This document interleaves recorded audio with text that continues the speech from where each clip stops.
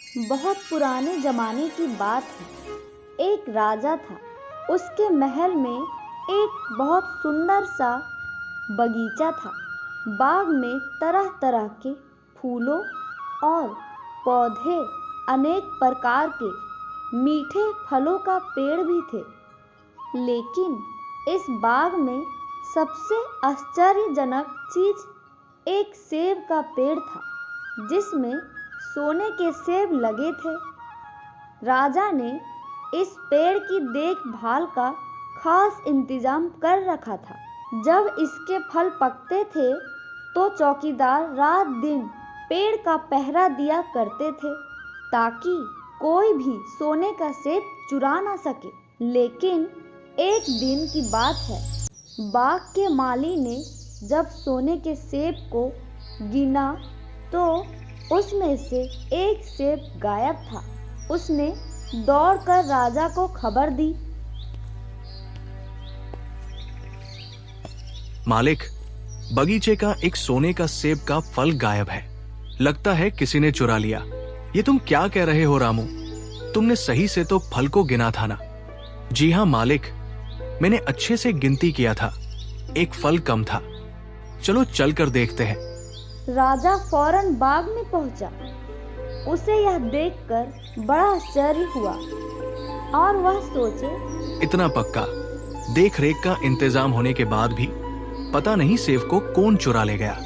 राजा ने ऐलान किया, जो कोई भी सोने का सेब को चुराने वाला चोर को ढूंढ लाएगा, उसे इनाम दिया जाएगा। सबसे बड़े राजकुमार ने राजा से कहा, आज रात को मैं पहरा दूंगा और चोर को पकड़ने की कोशिश करूंगा। राजा ने उसको इसकी इजाजत दे दी। बड़ा राजकुमार रात में पहरा देने लगा, लेकिन 2 घंटे बाद ही उसे नींद आ गई और वह सो गया। अगले दिन जब सुबह हुआ तो उसने देखा फिर एक सेब गायब है।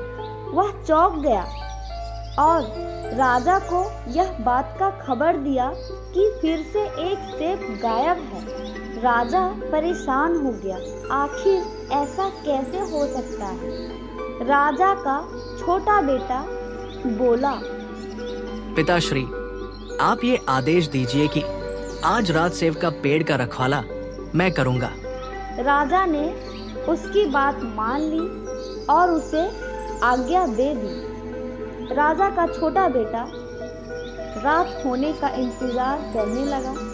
जैसे ही शाम ढली, वह पेड़ के पास जाकर बैठ गया और अपनी आंखें खुली का खुली रखा। धीरे धीरे रात और बढ़ने लगी। अचानक राजा का छोटा बेटा देखता है, राजा ही रात को नींद में चलकर आए और एक सेब को तोड़कर ले गए।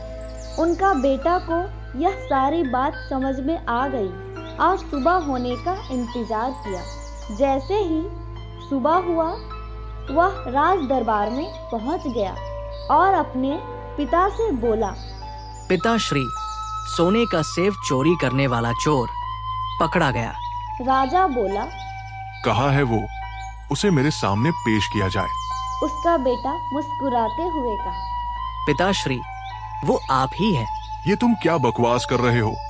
चोरी, और वो भी मैंने।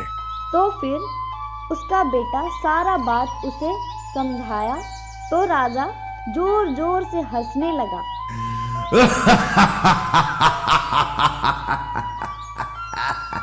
शायद मैं ही सेब के बारे में ज्यादा सोच रखा था, इसलिए मैं ही रात को नींद में सेब तोड़ कर ले आता था और मुझे पता ही नहीं चलता था।